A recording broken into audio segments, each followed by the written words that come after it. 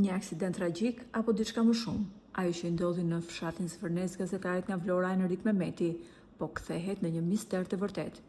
Ndërsa policia njoftoi se 40 vjeçari humbi kontrollin e motorit, dëshmi të reja të dala në dritë nga rrethi i tij ngushtë sugjerojnë se ngjarja mund të mos ketë qenë thjesht një pakujdesi e shoferit, por çfarë fshihet pas udhëtimit të tij të fundit.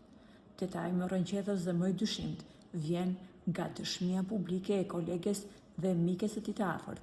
Ajo ka zbuluar se më njëherë pas përmbysjes së motorit, Enriku ka qenë plotësisht i vetëdijshëm. Telefonata e tij e fundit nuk ishte për urgjencën mjekësore, por për të vëllain, Fabion. Me një zë të tensionuar, ai ka thënë: "Nxito, eja më shpëto, ndërhy." Pse një njeri që sapo është rrëzuar kërkon ndërhyrje urgjente nga familja dhe jo ndihmën mjekësore? Apo ndiqej Erik Mehmeti? Apo ka arritur i vëllai dhe ambulanca, gazetari ka dhënë frymën e fundit në duart të vëllait. Hije të tjera dyshimi bien mbi mënyrën se si gazetari kishte udhëtuar i vetëm drejt Zvërnecit.